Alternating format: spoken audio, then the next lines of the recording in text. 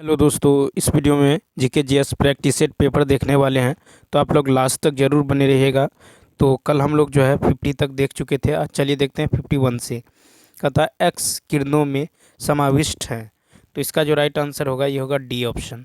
तो देखिए, एक्स किरणों में विद्युत चुम्बकीय विकिरण समाविष्ट होता है। एक्स किरणों की खोज रॉन्टजन ने की थी। ठीक है। उसके बाद देखिए कि एक्स किरणों की आवृत्ति जो है 10 के पावर 18 से 10 के पावर 16 हर्ज तक होती हैं। इसका तरंग दैर्घ्य 10 के पावर -10 मीटर से 10 के पावर -8 मीटर तक होती हैं। ठीक है। अब चलिए देखते हैं नेक्स्ट क्वेश्चन। कहता सिल्वर ब्रोमाइड का सिल्वर और ब्रोमीन में टूटना एक उदाहरण है। तो 52 का होगा डी ऑप्शन, यानी अपघटन अभिक्रिया का। सिल्वर ब्रोमाइड का सिल्वर और ब्रोमीन में टूटना अपघटन अभिक्रिया कहलाता है। ठीक है।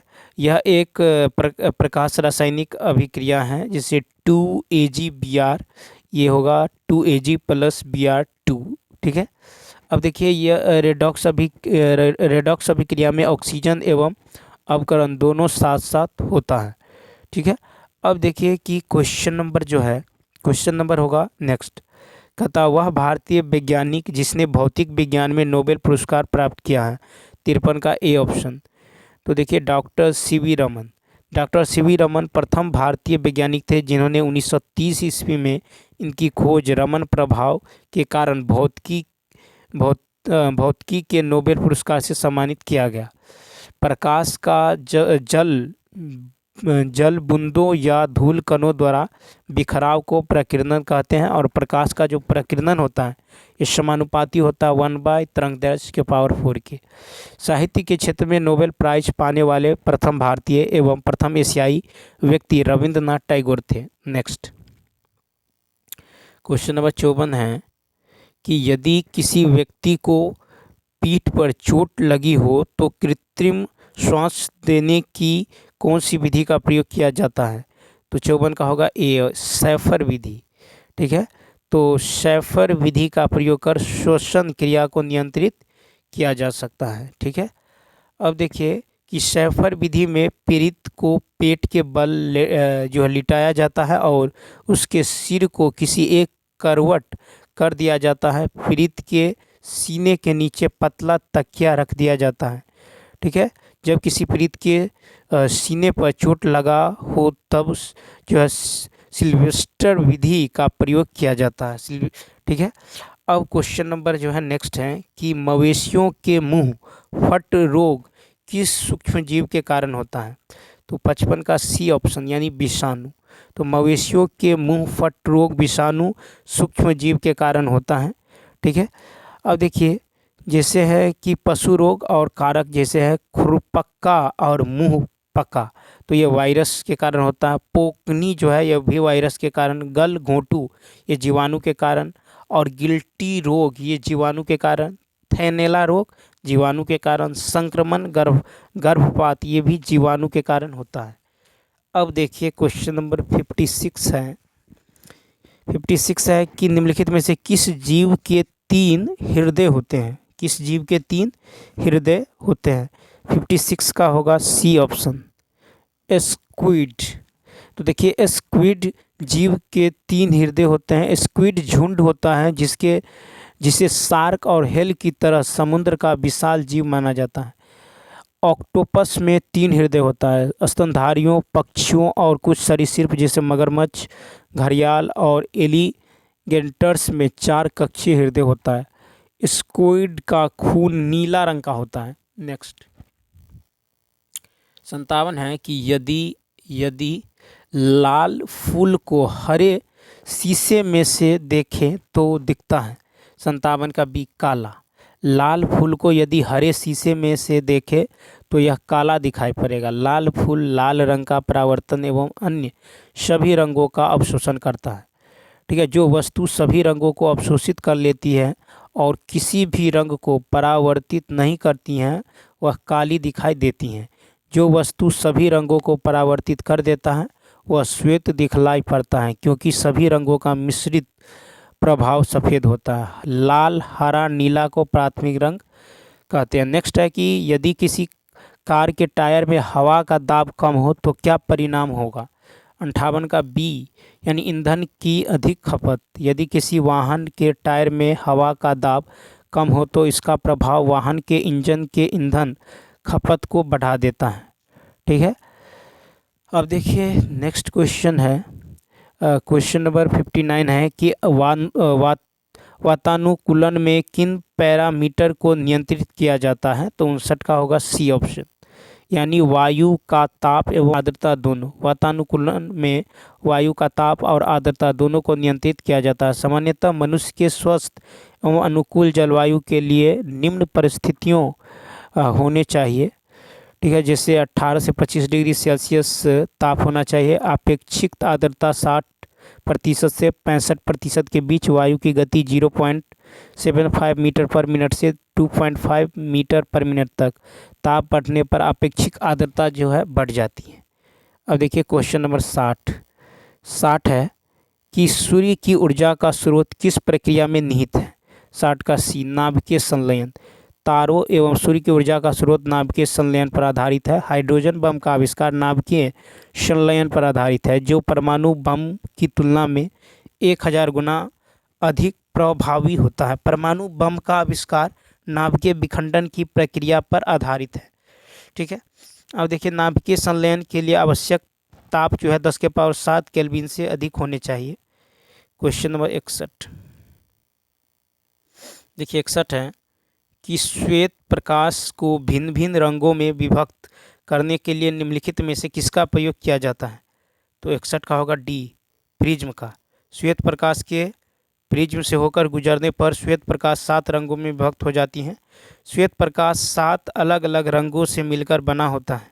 श्वेत प्रकाश को अपने अवयवी रंगों से विभक्त होने की क्रिया को वर्ण विक्षेपण कहते हैं। सूर्य के प्रकाश से प्राप्त रंगों में बैंगनी रंग का विक्षेपण सबसे अधिक एवं लाल का विक्षेपण सबसे कम होता है। नेक्स्ट है कि रेडॉक्स अभिक्रिया की पहचान कीजिए।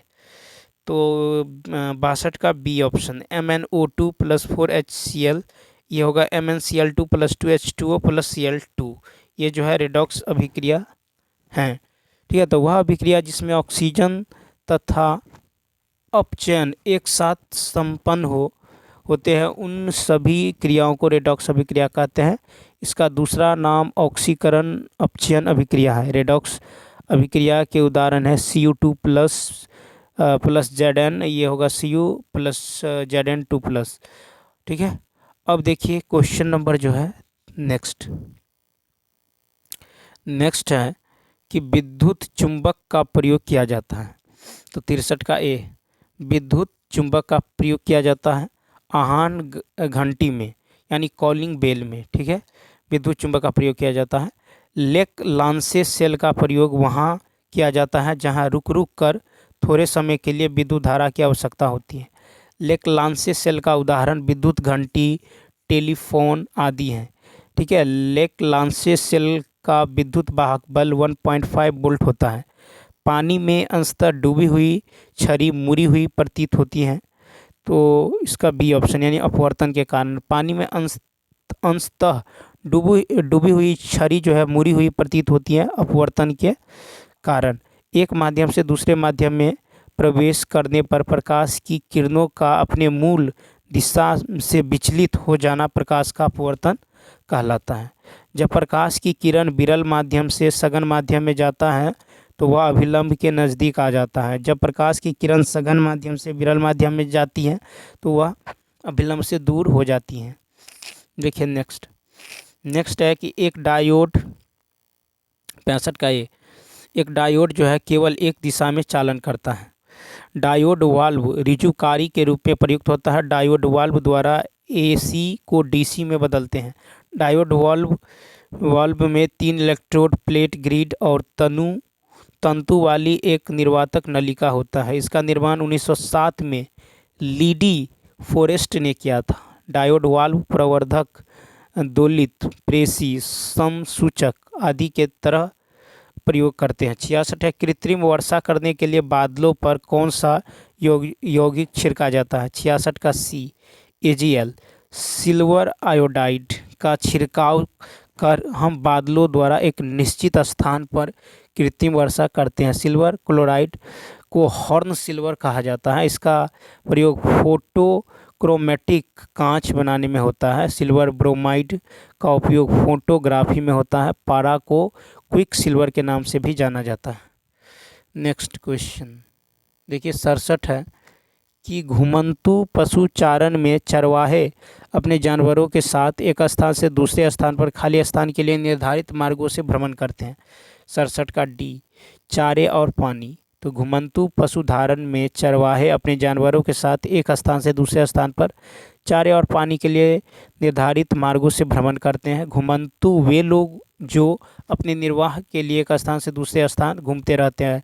भारत में घुमंतु में अधिकांश भेड़, बकरी आदि पशुओं को पालते हैं। भारत के जम्मू कश्मीर और हिमाचल प्रदेश में गुज्जर, बक्करवाल, गद्दी, भोटिया, शेरपा, किन्नौरी आदि हैं। क्वेश्चन नंबर 68 है कि किस पदार्थ को द्रव सोना कहते हैं। डी ऑप्शन, पेट्रोलियम तेल। पेट्रोलियम तेल को स्वर्ण द्रव कहा जाता है। कृष्ण क्रांति का संबंध खनिज तेल से है।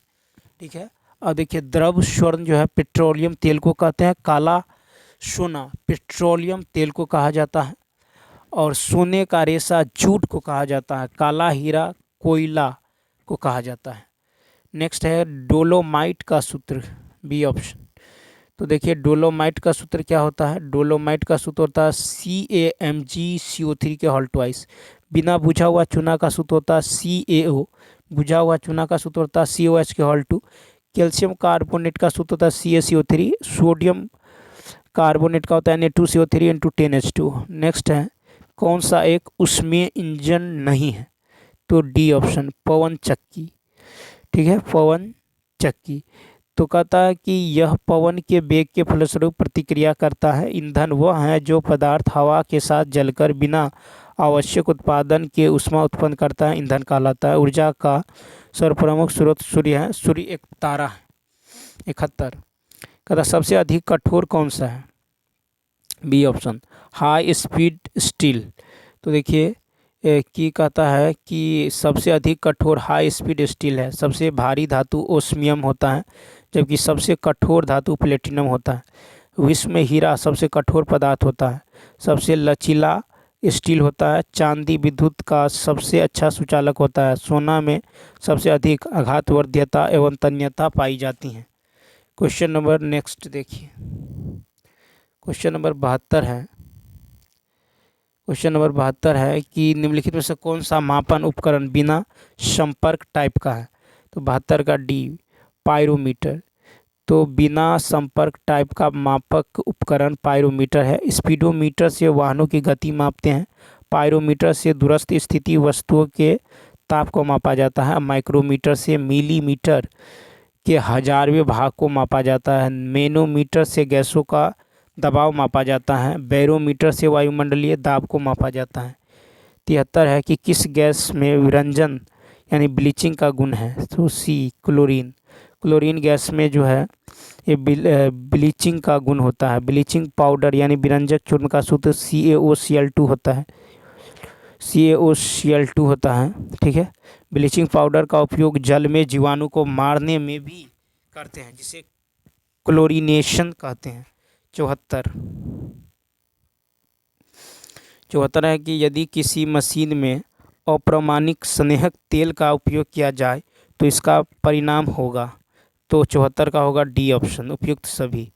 तो यदि किसी मशीन में अप्रमाणिक स्नेहक तेल का प्रयोग किया जाए तो इसका परिणाम मशीन घिस जाएगी। स्नेहक तेल का अधिक व्यय होगा। मशीन के चलाने में आवाज़ होगी। स्नेहक का उपयोग स्नेहक एवं दवा बनाने में होता है। स्नेहक का ताप परिसर 350 डिग्री सेल्सियस से 450 डिग्री सेल्सियस होता है।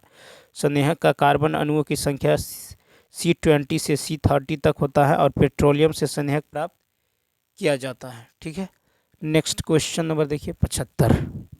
कहता है बिना पानी भरे ही यदि किसी विद्युत केतली की बिजली चालू की जाए तो क्या होगा। तो बी ऑप्शन, यानी इसकी विद्युत कुंडली जल जाएगी। ठीक है, सामान्यतः विद्युत कुंडली लौह, क्रोमियम, एल्युमिनियम का बना होता है। विद्युत फ्यूज लेड जो है 37% और टीन 63% का बना होता है। विद्युत फ्यूज का प्रतिरोध उच्च और गलनांक क्या होता है, निम्न होता है। तो चलिए दोस्तों, इस वीडियो में इतना ही। यदि यह वीडियो अच्छा लगा हो तो लाइक, शेयर और सब्सक्राइब करना ना भूलें। तो चलिए मिलते हैं नेक्स्ट वीडियो में। इस वीडियो में इतना ही। Thanks for watching.